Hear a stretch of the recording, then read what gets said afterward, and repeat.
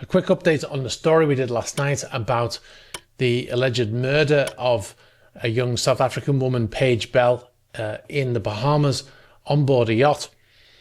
We've had a lot more we've had a lot of people send us information, including the name of the yacht and more details about the incident. We also have a police report, an update from the Bahamas Guardian as well. It reads as follows: a 39-year-old Mexican man will be arraigned in the magistrate court, charged with murder. The charge stems from the death of a 20-year-old South African female that occurred on Thursday, July the 3rd, 2025, on board a vessel in waters off Harbour Island, Eleuthera. So that's the update from the Bahamas Guardian. It's basically word for word what it says on the police report. We've had multiple people tell us that the name of the yacht is Motor Yacht. Far from it. A 43-metre or 140-foot yacht, which is a charter yacht. Now, we've had numerous people in the comments, but also people contacting us through various means, telling us the same. Some of them are just anonymously writing it in the comments, but some of them are people that we know. And they've no reason to make up that story. So we think it's pretty reasonable to say that that is the yacht that she was on. Another thing that corroborates the fact that it's probably the same yacht is the AIS data, which shows, as you can see, I'll put it on screen here, it shows that the vessel was in the area around those dates. 3rd of July happened, and the AIS data is going from the 16th of June right up to the 7th of July. Now the boat is now moored in a marina on the main island of Nassau. I'd imagine the yacht's staying there because it's probably been denied leaving. I don't know if that's true. I would imagine they'd probably ask them to stay or they've told them they have to stay while they investigate this crime. It's also a crime scene, remember, if it is indeed murder. We've had more information.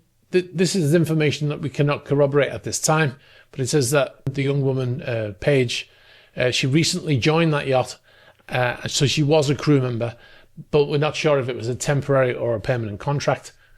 We also had information that says that the Mexican man was the engineer on the yacht.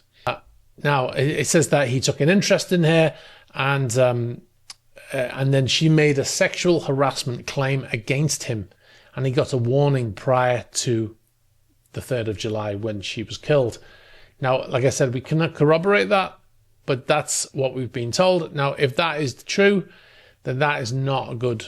The fact that he was already harassing her and he was given a warning. It wouldn't look good for any yacht, would it, to have somebody on board who's sexually harassing somebody and is allowed to stay on board after that's happened. Other information that was given to us by this anonymous source was that it happened in the middle of the day. Well, that's corroborated by the time it was reported, 1 p.m. Local time. And it was apparently at the end of a charter. Now, we contacted her former yacht, Motor Yacht Sweet Emotion. We contacted her through their website yesterday, had no reply. We wanted to confirm that the person we spoke to was indeed a crew member on that yacht. I think it's fair to say it was now. We were suspicious of the entire story, to be honest.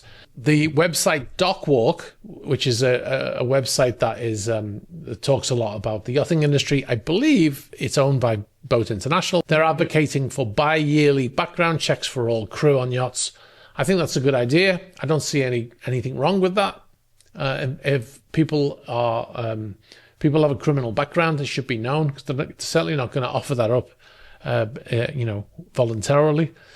I would say that it is extremely rare for this kind of thing to happen on a yacht, on a super yacht. That's a charter yacht. It's extremely rare.